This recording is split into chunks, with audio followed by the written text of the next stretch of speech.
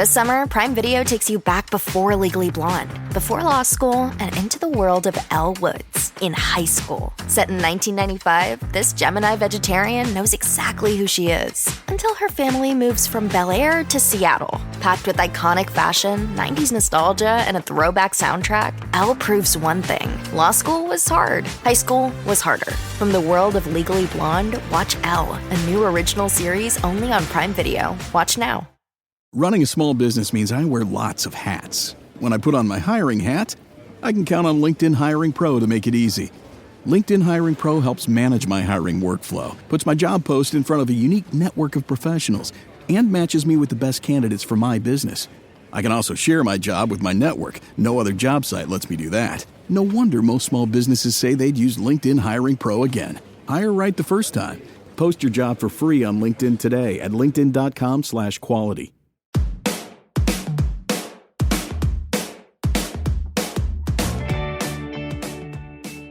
Hello and welcome to The Shift, the podcast that aims to tell the no-holds-barred truth about being a woman post-40. Created and hosted by me, writer and broadcaster, Sam Baker. Before I knew today's guest, Stacey Duguid, I thought she was a bit scary, fierce in all the ways. And then I got to know her when I was still editor of Red magazine and she was working on Elle. And I discovered that she wasn't. Because Stacey, like so many of us, is just exceptionally good at putting on a front. And that front served her really well. Until it didn't. She was 45 when everything collapsed. Or more accurately, she put a grenade under it. The thing she'd been trained to want ever since she was tiny. The house, the husband, the children, the career, the happy ever after, all blown to smithereens. Now 49, a single mum and a successful journalist. You might have seen her dating columns in The Telegraph. She is very much back from the brink and has written In Pursuit of Happiness. It's the most brilliant book about midlife collapse and ultimately recovery. And I just know, I'm 100,000,000% certain, just trust me, you are going to love it. I'm no longer lonely in my own skin. And that is fucking huge. As candid in person as she is in print, Stacey talks frankly about the pain of divorce, searching for a self that you've never met, self-blame, hotness syndrome, you'll find out what that is in a minute, perimenopause mayhem, and I mean mayhem, all caps, making peace with her mother, learning to take a breath, rediscovering her creativity, midlife sexuality, and, drumroll, toyboywarehouse.com.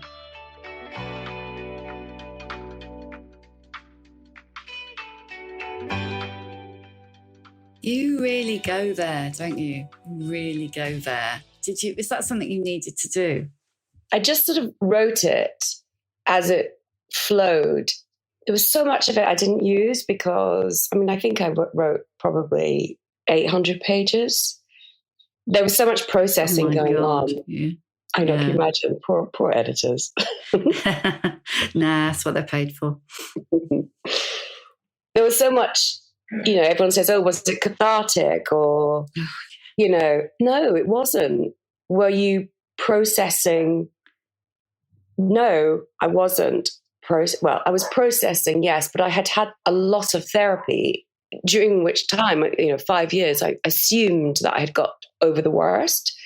Clearly there was something still locked away. And a lot of that is not in the book. So in lots of ways, I really do go there. But in lots of ways, I also keep a huge part of me back, if that makes sense. So I go there as far as I could physically go, emotionally go rather. But then I've kept a whole chunk back. So I do feel quite vulnerable this week after a lot of the press came out, but I don't feel as vulnerable as, the whole story, obviously. We've all got the story behind the story, haven't we? Yeah, totally. And then there's the stuff you can't say. And I was I was thinking that when I was reading it. It was really hard not to, knowing you a bit, I mean, not knowing you intimately in the way that your girlfriends do, but knowing you a bit was really hard to read without kind of thinking, there's something else there and there's something else going on there. But it's one thing living it, and then there's another world of pain writing it all down. But then, you're at the point now of seeing it all over the internet and the papers. How's that? Just quickly back to, well, first of all, I was relieved to see you even liked it. Thank God. Seeing it all over the internet and seeing it all out there, I do feel quite naked. Yeah, I feel like someone's sort of stripped me bare and I'm walking through Oxford. I'm walking down Regent Street. Yeah, never Oxford Street, darling. Never Oxford Street. It's a real dump. It's just full of sweet shops now.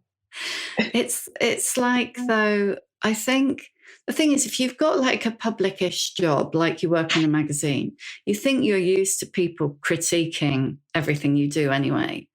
And then especially when you've got social media, you think, people can get hold of you and they can tell you they think your hair's shit. Well, that's probably just me. Or that they think you've done a crap job or they hate that issue. But when you nothing prepares you for putting a book out. No. Especially something this personal. Yeah. No, nothing can prepare you for that. I was relieved to finish it because it's like the biggest deadline of your life. You just have to get it done. And then there's a part of you that just thinks, okay, it'll all be fine once this bit's over. And then actually what I hadn't really considered was the bit after. So, actually this bit when it comes out. Yeah, I'm used to people critiquing, and saying stupid things about my hair or whatever. We're just, whatever. Have I had plastic surgery or, do I use Botox? Like, that's just what happens across social media and all over, like you and I both worked on women's magazines. We know what it's like. This piece of work, I put my whole soul into it. I put my entire being into it. So it's not just the story itself. It's like all of the effort that I put into it, that 7 months of real, just, it takes stamina to write like, a book in 7 months. It takes a lot of discipline. What I'm trying to do is sort of step back and look at it now and go, this is now a product and I've made it. And just like I would have done at Elle magazine or when I've, worked for brands, I've now got to promote this product. And I've had to sort of almost like sever the umbilical cord from it. But no, nothing prepares you for something that, as personal as a memoir coming out and the kind of reaction to it. Of course, you can't control that. This week I have felt quite low. And actually, my friend Kate Spicer called me last night and she said, "You okay?" And I said, "No, I feel a bit down. I feel vulnerable. I feel down. I feel actually a bit mad." I mean, I hadn't had a shower. I've been working on masses of deadlines. I've been up since, 4 hours already this morning writing. Who are you, Stacey Duguid? I don't know who I am anymore. Actually, I haven't. I've just come out of Vauxhall. I just came out of a nightclub. Yeah. Imagine. Yeah, it's that sort of preparation. How can anyone tell you? Or you can't prepare for that kind of fallout. And no, of course, I don't read comments on things. Obviously, my own Instagram, yes, but not on newspaper articles. Oh, God, no, don't go below the line. Look, I don't really want to dwell on all the bad stuff, partly because that's what everybody else has dwelt on, because it's you. But I think, because for the listeners, I think what's going to really interest them is that, well, you and I have talked about this before, that it's like so many women get to this stage of their life, and I'm like 7 or 8 years older than you, but they're their mid-40s, I think they're mid-40s through maybe their 50s, where they just go, what the fuck? And they either put a bomb under a bit of it, they put a bomb under all of it, or they want to put a bomb under it, but can't for various reasons, like whatever their reasons are. And I certainly think all the therapy you've had, which I'll ask you about in a minute, will have played a big part in that. So I want to talk about the kind of the recovery and where you are now a lot, because I think that will really interest people.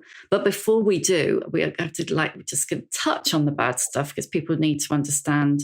People who haven't read the book need to understand kind of why you put the bomb under your life. Well, you say you put your grenade under your life, but I wonder whether you did, because one of the things I noticed in the book is that you blame yourself for absolutely everything. And now I don't know, well, I know you, so I know that's a thing, but I don't know whether that's like a legal thing. The publishers basically said you have to take all the blame. Or I'm interested that you do that, because the way I read it is, yes, you had a very brief affair with someone that you fancied at school, coincidentally. This is a very long question, but it is going somewhere. But then your ex woke you up in the middle of the night and said, I found the texts, I've sent them to my lawyer, we're getting divorced. So who put the bomb under it? Yeah, I know. And actually, no. So first of all, the publishers did not tell me to take all the blame. That's just my default setting. Take the blame. It's your fault, which has been taken a lot of untangling in therapy, which hopefully when the listeners read the book, they'll understand comes from a place of not imperfect, not terrible childhood, but, a kind of difficult start. So, there's a lot of science around the first 3 years of a child's life is the most important in terms of developmental. And what can you pin it on, though? I can pin it on that, actually. Are we talking about the bomb? Or are we talking about... So I'm going to get into the bomb, because I think that's a really interesting question. Who done it, sort of thing. Yeah, but the blame, your tendency to take the blame, that comes from when you were little, doesn't it? It comes from when I was little. It comes from being in an environment between the age of, 0 and 3 that was quite volatile. And so as a kind of way of protecting myself, all children, lots and lots of children, tend to internalize their parents' divorce or their parents arguing as their fault. It's my fault they don't love each other. And that's it's quite a common thing. Children around the age of 6 or 7 think that they can fix their parents' marriage in a kind of superhero way. I remember my daughter saying it to me, and it actually reminded me of how I used to feel. She said, "Is this my fault?" And I said, "No, it's not your fault. And you're a little girl, and you have a lot of power, but you don't have that much power. You don't have the power to control your parents' divorce." Okay. That's the thing, isn't it? Because if it's your fault, you can fix it. Yeah, if it's your fault, you can do something about it, which is, quite clever. It's a way of protecting yourself. So it spent my life feeling like it's my fault. Now, with regards to the bomb, I feel like I describe it as a kind of explosion because of the way that because of the way I dealt with the situation. I felt like it was as though I made a bad situation. I can hear my therapist on my shoulder. I know, I can hear her too. It was a bad situation that triggered something within me from my childhood. Remember, we're talking 2018 and I hadn't had therapy. It triggered something, my abandonment. It triggered all sorts of stuff. And all of that exploded within me. And that is the bomb that went off, the bomb within me. The affair, it was a fling. It was a one-night thing with a school friend, old school friend. That ends, the bit in the book, we're in the hotel room together, is just horrible. And it was a horrible experience. I've never spoken about it before.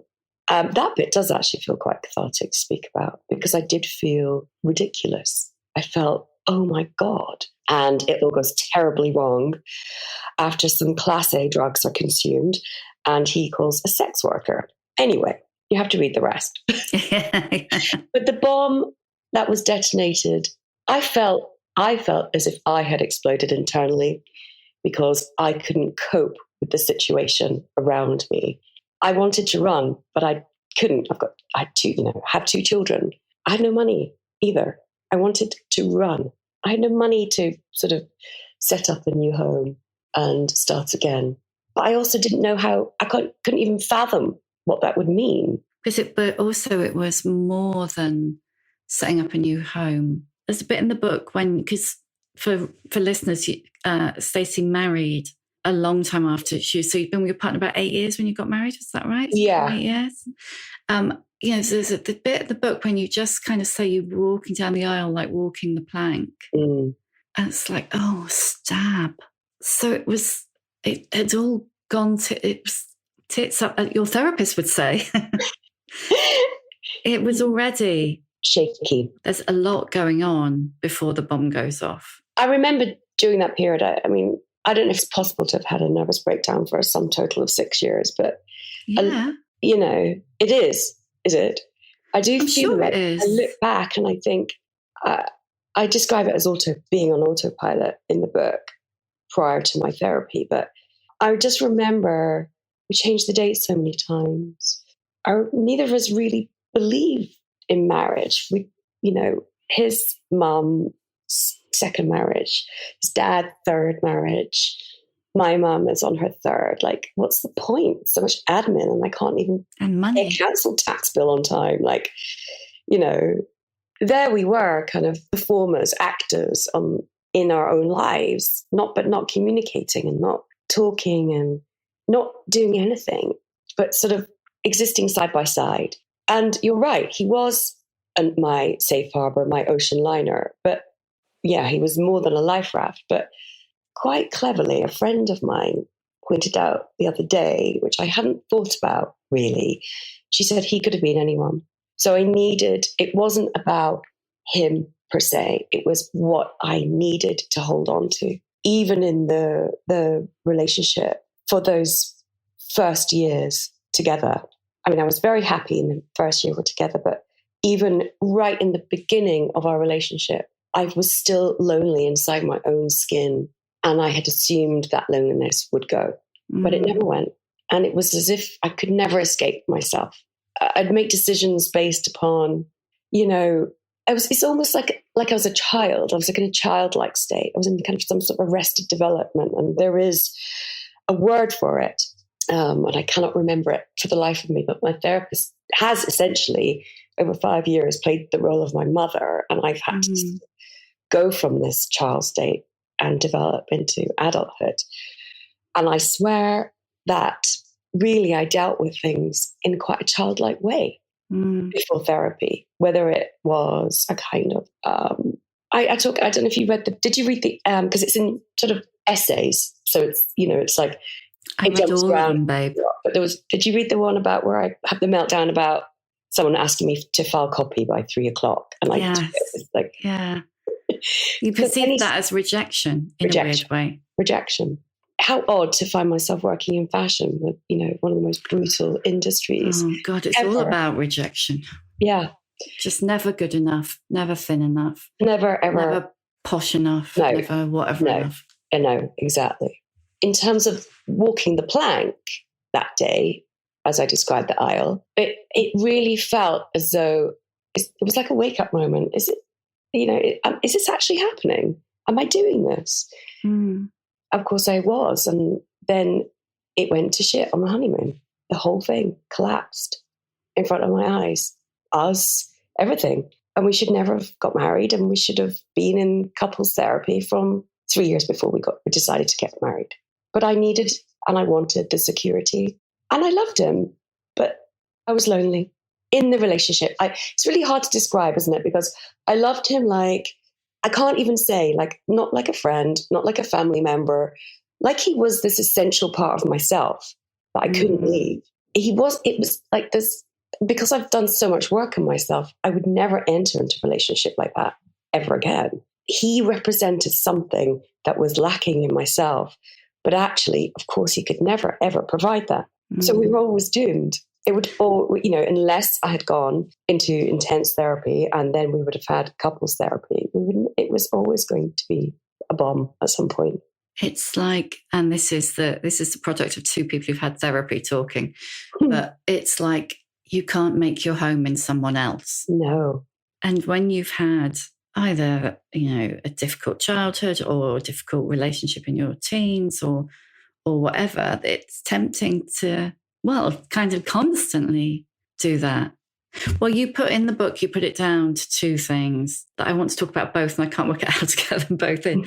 That kind of Disneyfication of life that little girls in particular, I think, are still subject to, but certainly were subject to in the 70s and 80s. But also your dad's. I start the book with this, this kind of narrative that I internalized, and many women do, and still do, by the way, because I have asked 18-year-olds, this idea that the prince will come. We all know the tropes, right? You'll marry your prince and you'll live happily ever after with, however many children and an array of small tweeting animals following your, I don't know, what would I be wearing? Phoebe Philo's new collection, a long gown designed by Phoebe Philo. Yeah, of course you would. Yeah. I mean, anyway, but I also think that those books and that narrative was an escape route for me from working class Manchester. I was born in a place called Ashton-under-Lyne, which is just outside of Manchester, which is where there is a lot that's high unemployment. It was really affected by things such as the coal miners' strike and the coal mines being closed down, 1,000 mines a week closed down by our friend Thatcher, although apparently Labour started it before her. And obviously the Industrial Revolution brought so much cash into the area. Now nothing's made up there. So you're talking about 4th generation, 5th generation on benefits. It's a rough part of the world. And actually, I met someone recently and they said, where were you born? I said, Ashton. And they went, in Ashton Hospital, and you're still alive. Yeah. That's not funny, but I was like, yes.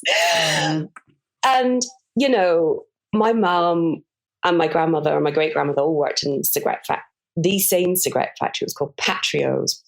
Patrios, I don't like that, Patrios.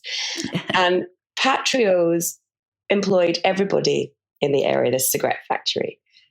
Money was tight. And these stories, these fairy tales, these fantasies, why not slip into them? Why not head that way?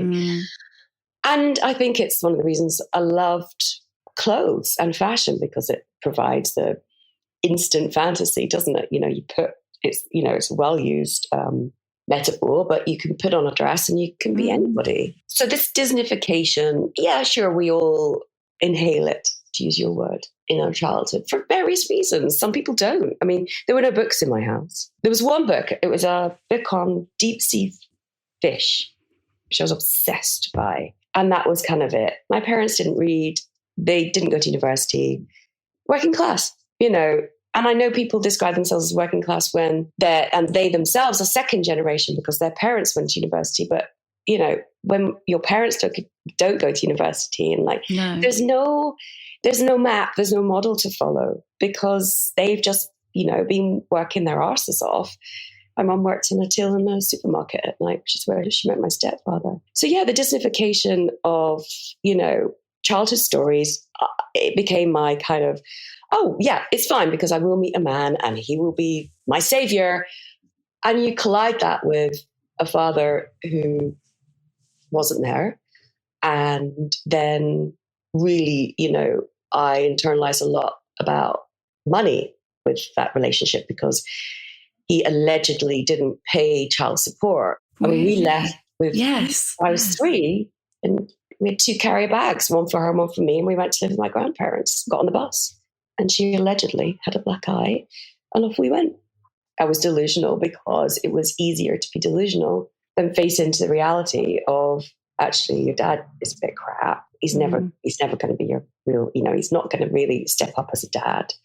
You can go to the shows and wear all the pretty dresses you like, but Prince Charming still won't come on as, pop to Milan Fashion Week on a stallion. And I always had this fantasy, Sam, that I would be sitting in a cafe in Italy and this sort of good looking suave guy would sort of come into the cafe. He'd be sipping espresso. I mean, we didn't even have time to have an espresso, did we? No, I was going to say, when did you get this time to go into and sit in a cafe? Can you pinpoint the point you stopped thinking Prince Charming was going to come? Yeah, 2 years ago in therapy. Because so that was interesting, isn't it? looking for him. Yeah, there's this line where you say, and I think it was going to resonate with so many people and totally resonated with me. Like, by the time I was 8, I subconsciously knew I had to be beautiful, slim, passive, and most importantly, quiet. Oh, and young forever. It's like, how are you doing with young forever?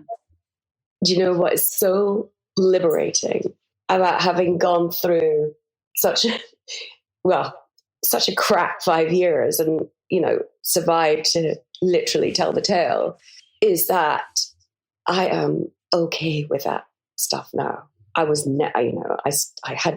so working on Elle, I started having, you get free stuff. Yeah, you get free stuff. You don't get paid particularly well, but you get free shit. And a lot of that free shit would be, a bit of Botox here and a bit of this there, whatever. So how old were you when you started that? Huh? How old were you when you 30? I was 30. You just don't need it at 30. How bonkers. No, what do they call it? Is it preemptive? Yeah. I remember. It's like, what? My last sort of foray into Botox, when I realised I actually couldn't express myself fully in any way unless I start miming, using my arms and kind of like, I don't know, or doing it like silent movie like Charlie Chaplin, just running around. Like, it's ridiculous. You can't move your face and you just feel like you're half. I felt like I was half a person. But also, by the way, there is nothing. Just, I'm not saying that it's a bad thing. I'm saying that it's a choice thing, of course. I may well have a little squish in the center of my eyebrows at some point again, but I'm talking about too much for me. And a squish here and there, fine. But this was so the last time I did that, it was so fun. I was thinking about this just yesterday. This doctor, it was another free shit moment, was recording it. And I think I was a demo model or something, which is why I had way too much in my face. And he turned to them, his little audience, and said, and I was 39, by the way, of 40. He said, well, this is a classic example of hotness syndrome. She was once hot, but she now is not. And I lay there and I took that. Hot? What? Fuck off. And I look at my face now, 10 years later, and I am so happy because it's not just about my face. I've rediscovered hobbies that I hadn't, I paint again. I paint far too long into the night. I'm about to start a master's at St. Martin's. I didn't finish my art school education because of, I basically went off the rails for my whole of my 20s as a reaction to not dealing with the stuff in childhood, probably, but all sorts of things, discovering, ecstasy and raves and all of that. So it was quite a difficult period, actually.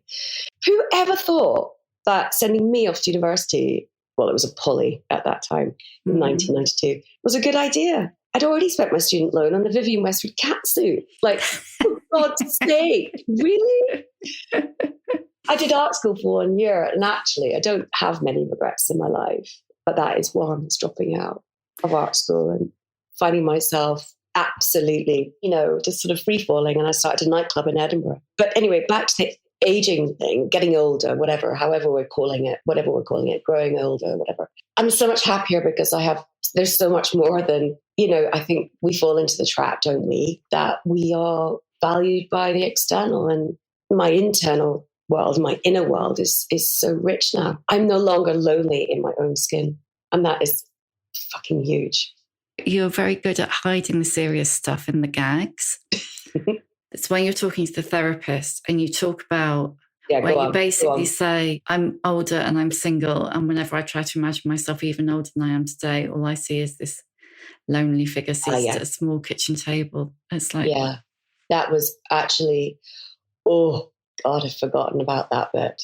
Sorry. Selective memory, eh? Yeah, best thing. Remember the funnies? That was actually a really horrible look, there've been many horrible sessions, but that particular session was, I was in the middle of trying to buy this house, which took a long time. The woman I bought the house off, she was also single, and I think she's possibly not more than 10 years older than me. she lived here alone. It had been her marital home, brought up 2 boys here. I remember her coming to the door one day and she was in a dressing gown and she'd had her tooth operated on, and I just needed to, because the whole thing took a year, because she waited for me, because I was the only person who came through the door and didn't say, I'm going to rip it all out and then put this sort of glass box like everyone has done around in Kensal Rise. Like, I didn't have the money to do that, but also like, I don't care for that particular Pinterest board. But I came around one day to measure something, and she came to the front door wearing this dressing gown. She'd just had an operation on her tooth. And I ended up hugging her because she looked like she was in so much pain. She'd been, tooth, if you've ever had a sore tooth, like horrendous pain. And she'd been up all night. And I could see that she needed to be looked after, but there was nobody there to look after her. There was nobody beside her in bed to just, roll over to or outstretch your arm. Or in that moment, I felt that we were both as alone as one another. And then I just carried that with me for quite a long time. And then I imagined myself to be her in 10 years' time, having had, insert name of operation and being in agony and having no one here to help me out. And it's a scary, scary thought, but it could happen. Now I've worked through, I'm lucky enough to have found a therapist that has been able to work with me this long without abandoning me. No, without me quitting, actually. Because my God, it's hard to turn up to her door every week. But being able to work through those feelings of, but it's okay if you're on your own at a kitchen table. That's not such a bad thing. And actually, I'm now able to be on my own at my not small kitchen table because I have 2 kids. And I really enjoy it. And I sit at my kitchen table and I paint and I write. So I could be that woman that I envisage, but I actually don't feel lonely. And I think coming into the house and meeting her, the previous owner, and having that moment with her where I hugged her, just made me think, gosh, life just doesn't turn out as we think sometimes. We think it, or hope it might. And maybe you're on your own one day in a dressing gown, in a lot of pain, and no one's there to help you. But that's life. And maybe that's better than someone being there that you'd rather not. Do you feel like that now? Oh, Sam, honestly, if I could have gone back, I would have 1,000,000 times. And it's only in the last year that I felt strong enough within to say, actually, there was a reason you left. There was a reason you couldn't see yourself and yourselves growing old together. There was a reason for all of it. And I have actually stopped the self-blame, because that's the other thing about having the same therapist for 5 years, is that I've got someone who can check my self-blame. Oh, but when you said 4 years ago, X, Y, Z, I remember describing to her, we'd go for dinner and we'd sit in silence. I mean, I've never wanted to be in a couple where we sit at dinner in complete silence. It is, and you see people like that in restaurants, don't you? You're like, all the time. Oh. Yeah. That's the thing, the decision-making around divorce is actually really hard because there's so much to weigh up. There's your future self, there's the future self you thought you would be, there's the family, there's all of the kind of, the childhood, Disney narrative, oh, it'll be perfect. And then you feel like a failure because this is the bit that you're supposed to be really good at. Oh, why can't I stick it out? Or you just can't afford to leave. There's so many things. Mm-hmm. And when you make the decision that actually I'm going to leave, things that you haven't thought of, such as the lonely woman sitting at the kitchen table, when they come into your mind, because obviously I'd left at that point. I think I was living in my 3rd rented accommodation. We moved so much, it was horrible. When that came into my mind, it was as if like there was another, huge wave in the sea and I was drowning again. Because of course, now I can rationally say, I would rather be that woman at my kitchen table, age 70, alone, than have spent the last 25 years in an unhappy marriage where I feel even more alone. But in that moment, when I had that vision and that realization, it was devastating, because there are so many things that just keep the emotions kept rolling. Just as, you pick yourself up. Okay, I'm fine. Boom. It's like being knocked out by a heavyweight champion. They come at you again in the ring and you're down. You're like, I can't get up again. I can't get up again. And it's just an never ending sort of tsunami of grief. Mm. It's fucking terrible.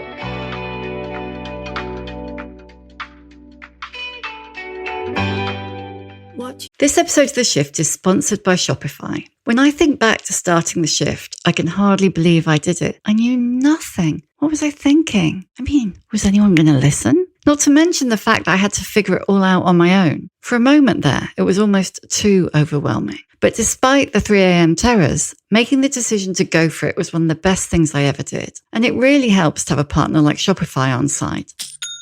Shopify is the commerce platform behind millions of businesses, from big names like Skims to startups like Upcircle, one of my favorite skincare brands. Its design studio has hundreds of ready-to-use templates to help you build a beautiful online store. And setup is super fast with their built-in tools that help edit product photos and captions. Plus, it's all in one place. Inventory, payments, analytics, campaigns. The whole thing just makes your life a lot easier. And if, like me, it's just you, Shopify will help you easily create email and social media campaigns to get the word out. And if you get stuck, Shopify's award-winning 24/7 customer support team are there to help you. It's time to turn those what-ifs into with Shopify today. Sign up for your £1 a month trial and start selling today at shopify.co.uk. Go to shopify.co.uk. That's shopify.co.uk. You think, what part, if any, do you think perimenopause played in all of this upheaval? Yeah, sorry. Quite a lot. Now, I'm not a doctor, thank God. I have no scientific backing, so forgive me for just waffling here a bit, because none of this is proven. I think there is we know there is a huge change in our hormones as we reach perimenopause, as we enter perimenopause. And I think I can only talk from my personal experience, I felt that there was one last hurrah. And that last hurrah, which is a kind of sort of a diminishing way to describe it, because it's actually, it's way more, it's sort of way more almost like life-threatening than that. It's like, okay, my ovaries are popping out huge eggs, and I can just feel my boom, boom. Come on, one more baby. Let's go. And with that, I had a heightened libido.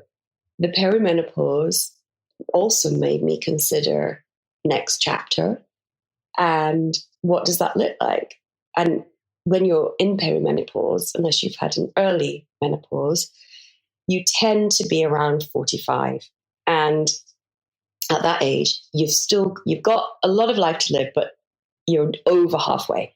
And if you're going to live to 90, of course, but most of us are over. Yeah. That is a real existential reckoning. And you're like, all right, so let's break this down. What does it look like? And I had kids, not late, I suppose, compared to what, it's pretty much the norm now, but at 40, I had a 1-year-old and a 3-year-old. So, do the maths on that. They're at school. I don't have to put their pants on them anymore. I don't have to wipe their bottoms, and I don't have to clean their teeth. And so there's a lot of freedom that comes with that. And I get a lot of time back. So you've got a collision of hormones, the eggs popping, the body going on last hurrah, an increased libido, children who are slowly growing up. Yeah, it had a lot to do with, do I stay or do I go? And if I stay, do I go when their kids are 18? Or do I stay for the long run and this is just it? Or do I go and go now? And when I say last hurrah, that last hurrah felt to me like the most important thing on the planet.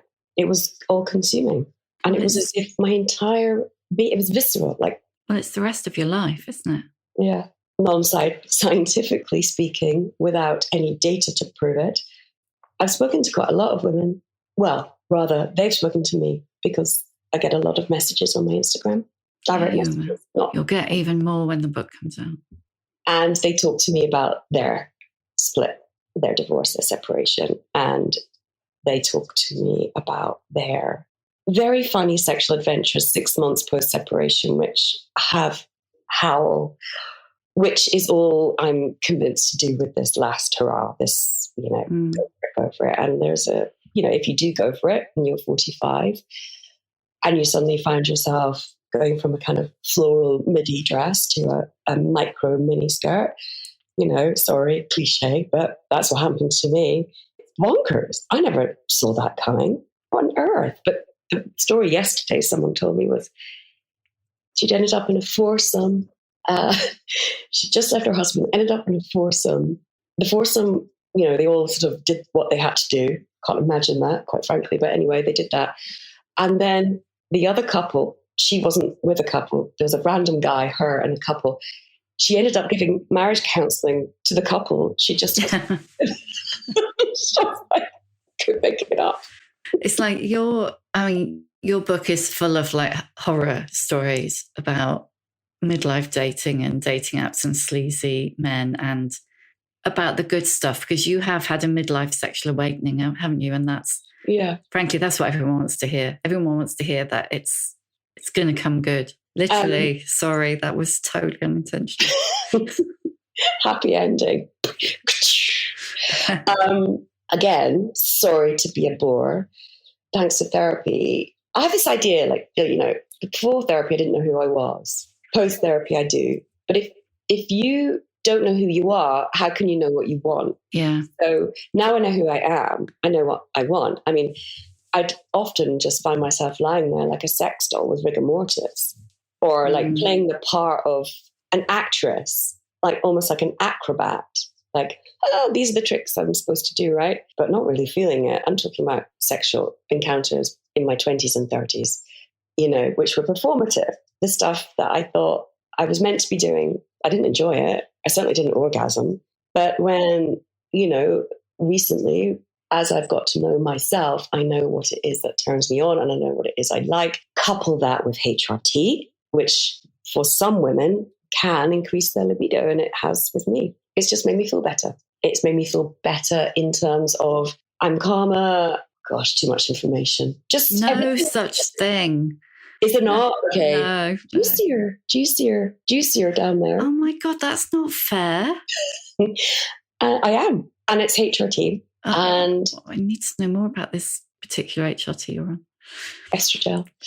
And that's why I call it an awakening, because having experienced it, I'm like, okay, that's what it should have been. I get it now. I'd actually, probably the completely wrong time to bring up my mother, but I'm going to. Segues from juicy vagina into her mother. She and I also have a better relationship. Yeah. Because of my therapy, but also, happiness within and contentment within and a bit of HRT and whatever it is, whatever the blend. So 2 weeks before, I had been to see my mom, and it was always really difficult between us. I felt really uncomfortable around her. She felt uncomfortable around me.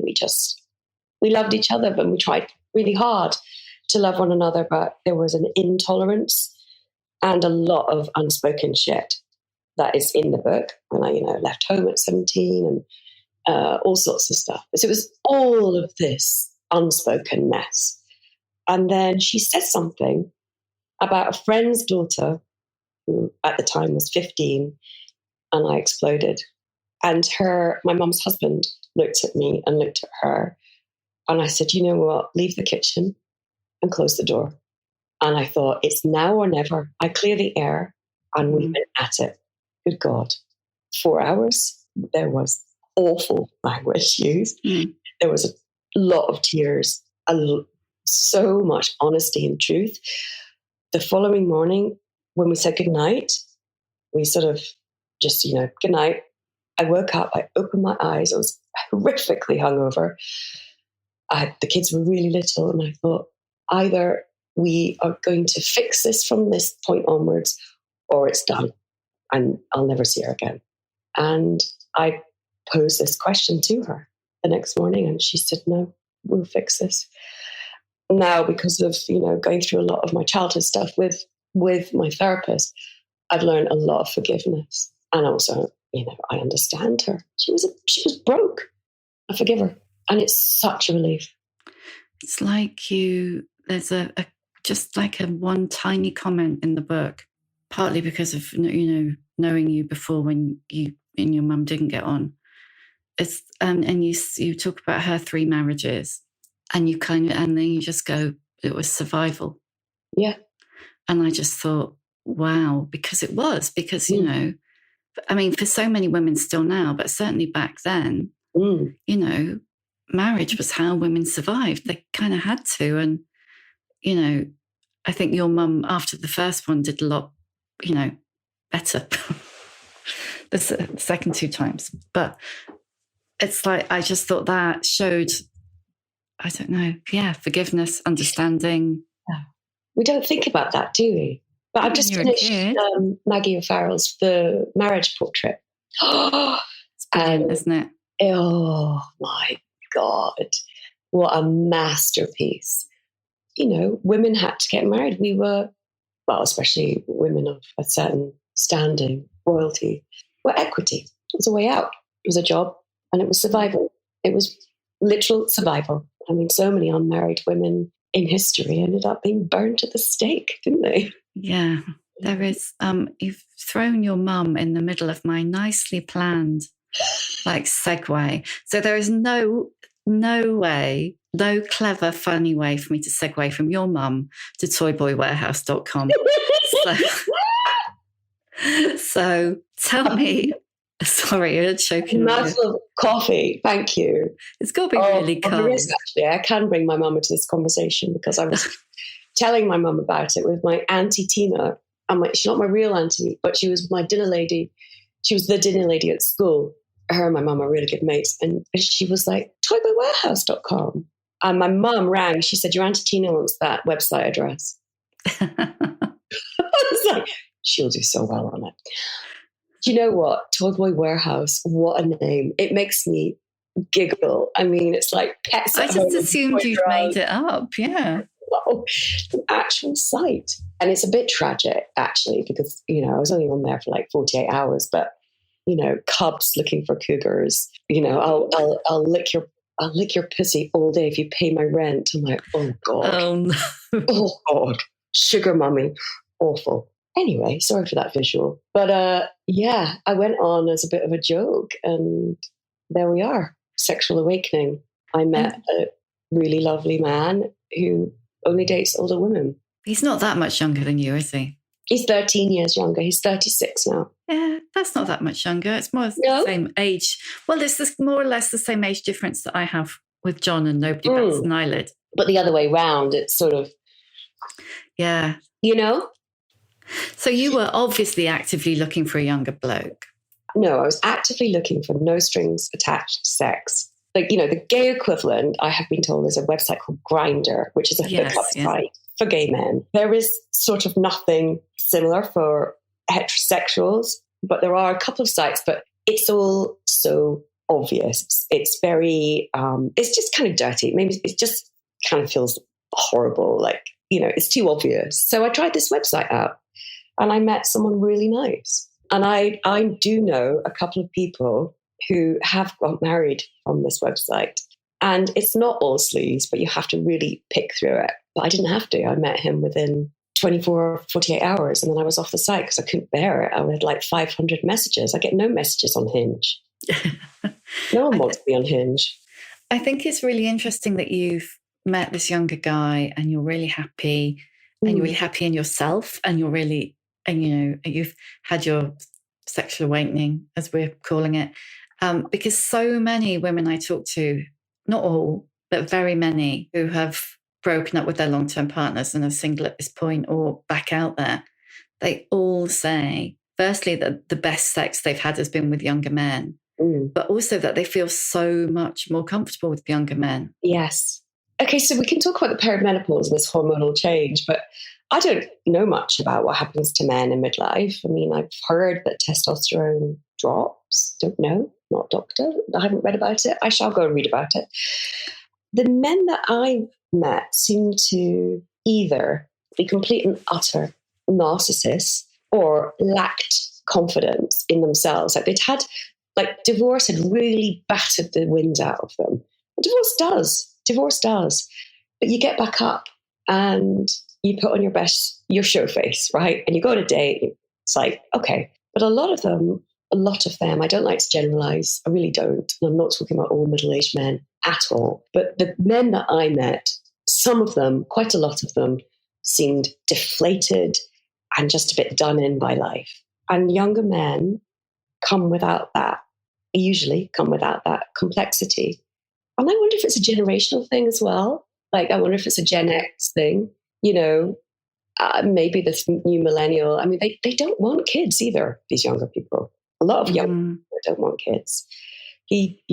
My lover doesn't want children. And a lot of his friends aren't having kids. So actually, it's which sounds a bit Peter Pan, and it's not. They're mature, they've got their careers, but it is slightly alternative, right? It's sort of, they can be nomadic, they can live in wherever. And we're talking about, people who do certain jobs, of course, not doctors. But he happens to be in fashion. He's a stylist, and lots of their friends are, they live all over the world. They live, some live in Brittany, some live in Paris, some live in Greece, and they're just a very interesting bunch of people. And I really have enjoyed meeting them. I've met people that don't live the kind of life that I have grown up believing was the life we should have.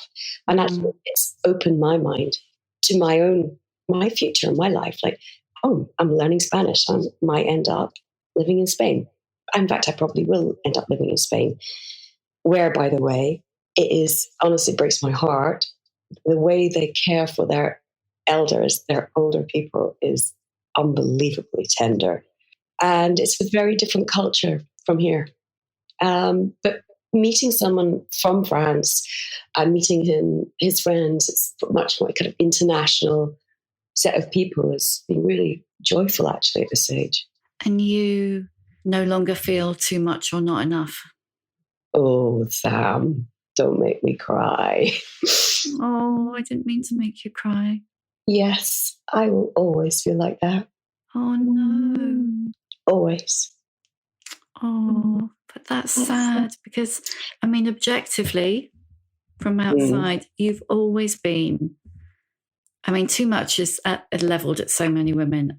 Yes. Feeling not enough. Yeah. Often. But you've always been more than enough. And I would, at this point, with everything you've achieved, you really are.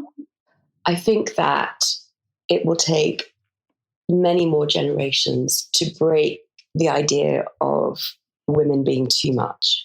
It's been a very difficult week being in the press.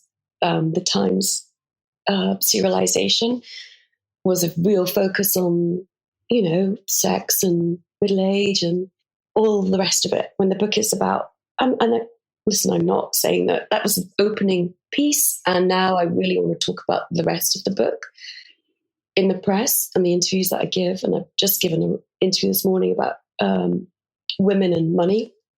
Being too much really strikes through my heart, because I always check myself. Am I too much? Am I being too much? I walk in a room. Am I being too much? Am I about to be too much? I don't know whether that's being a neurodivergent woman, because my daughter, I see that she has a bit of this going on too.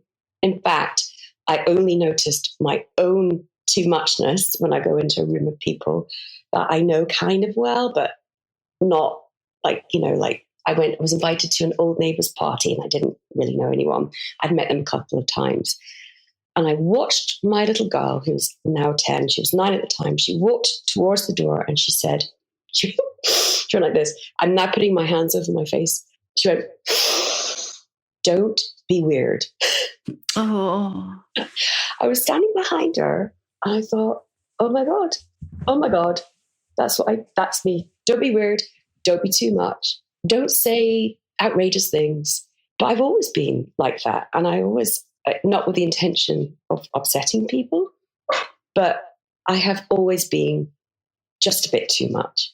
But by whose standard? By what? Yeah, who says? Maybe they're not enough, you know? Women are always too much. Or women who speak out or dare to go back to the workplace in their 50s, or, the kind of, or Madonna, like, too much. Why do we grow up feeling like if we have a voice or we want to use our voice that we're too much? What the fuck? And it really hurts because I check myself every day. Am I being too much? I think it's a shame because I think a lot of little girls are, as we speak, internalizing the same thing. So much has changed and so much hasn't. That is how I always feel, because I've always felt like I looked weird.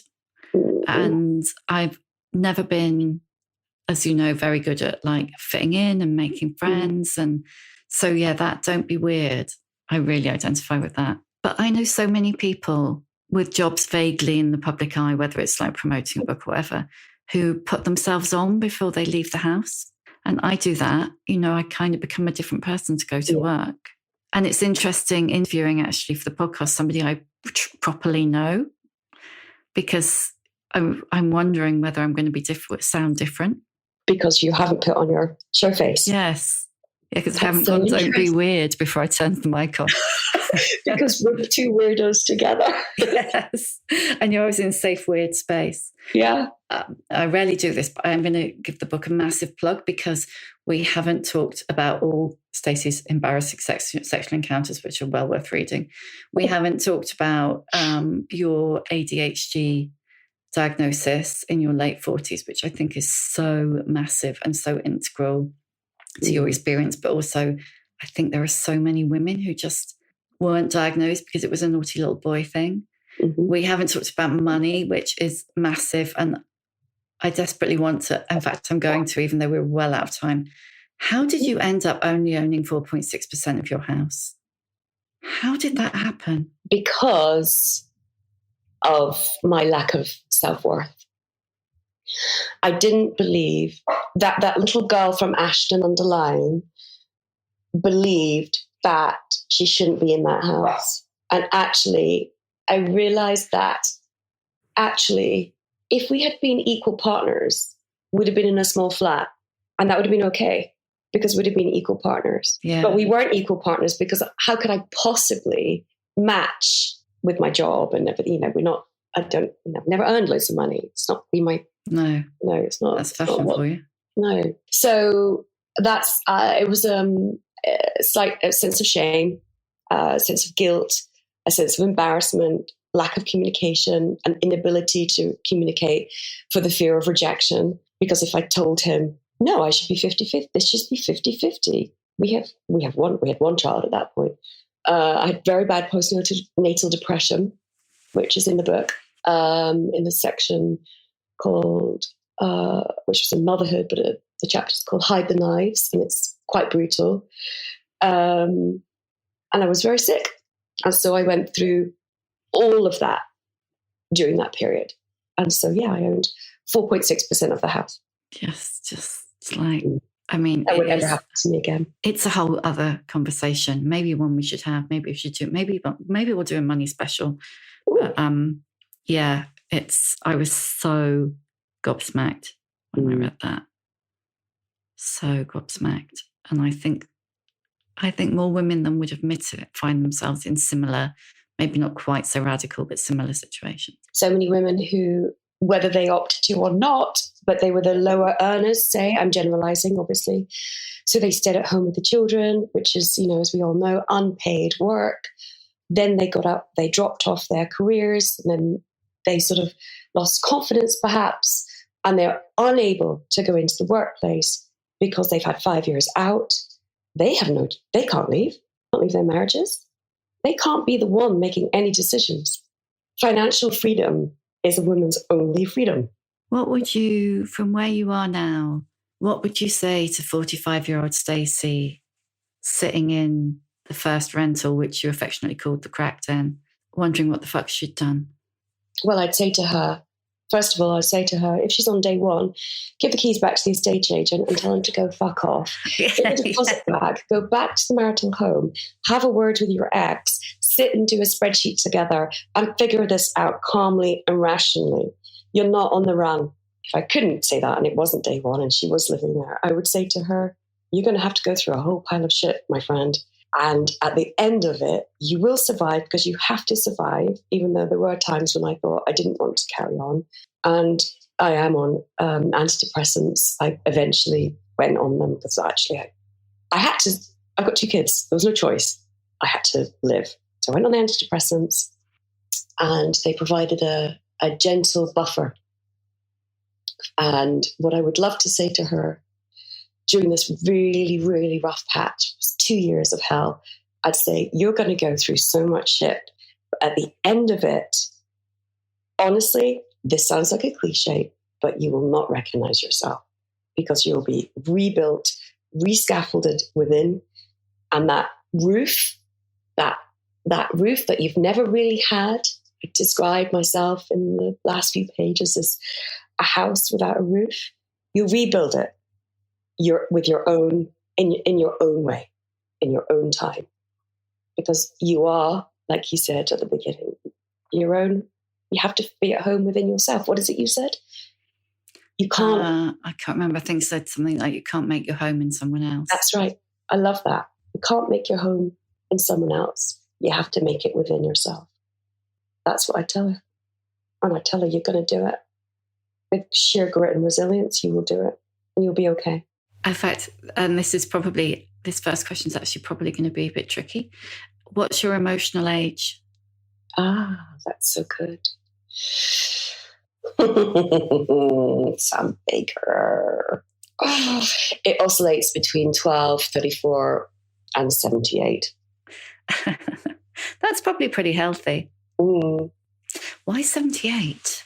I just can see myself after doing my master's at St. Martin's and just, if I'm not dead, painting and being happy. The 12-year-old is rediscovering joy. And the 34-year-old was really when I felt this glimmer of like confidence at 34. I remember like, oh, I'm no longer a kid. I'm a woman now. I remember that feeling, thinking, oh, I quite like this. Give us a book recommendation. Deborah Levy's just August Blue. I'm in the middle of. Oh, God. I mean, real estate. Just, I read that last summer and it really changed things for me. The way I viewed myself and my role within sort of the wider culture, yes, but also within relationships. It's just a genius. It's real estate. A good book. I kind of think, I don't know, everybody should get put through your door when you're 45 or something. Yeah. What advice would you give younger women? Stop and think. If you could just take a pause and a beat before opening your mouth at work, in a relationship, to your children, to whomever, just take a breath. And taking a breath is something I've had to learn in later life because I was so eager to please. I would just think, if I don't answer this question immediately, they're going to think I'm stupid. If I don't get back to that person immediately, they'll think I'm rude, and so on and so forth. Take a breath, think, engage your brain, and I mean that kindly, and think about what it is you're about to do, whether that's walking the plank, aisle, whether it's a financial decision, just take a breath. Your whole life doesn't have to be made in a 1 second decision. Who's your old bird role model? Oh, I just love Jane Fonda. She makes me howl. I love how kind of unapologetic she is about, her surgeries, and she's kind of refreshing for that generation. What's your superpower? Apart from talking to spirits and talking to dead people. My superpower is my creativity. I love that you've rediscovered that. Not that you ever lost it, but that you've... No, I did lose it. Rediscovered your 17-year-old art college When do you start? October. And I'm not So the oldest good. on the course. There is someone in their late 60s and someone in their 70s. It'd be brilliant. How cool is that? It's brilliant. Last one. How many fucks do you give? That's a really hard question this week because I really gave a fuck this week about so many things, about feeling so vulnerable. And then I just go back to giving 0 fucks because I have to. Otherwise, you wouldn't get out of bed. I give a lot of fucks and then I give 0, all in the same 30 seconds, all day long. Thank you, Stace. Thank you for being so you. Thank you, Sam.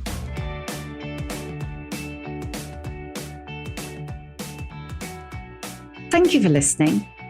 If you enjoyed this episode, you might like my conversations with Rosie Green and Natalie Lee. You'll find a link to them in the show notes. You can hear a new episode of The Shift each Tuesday, wherever you get your podcasts. If you like what you hear, please do rate, review and follow, because it really does help other people find us.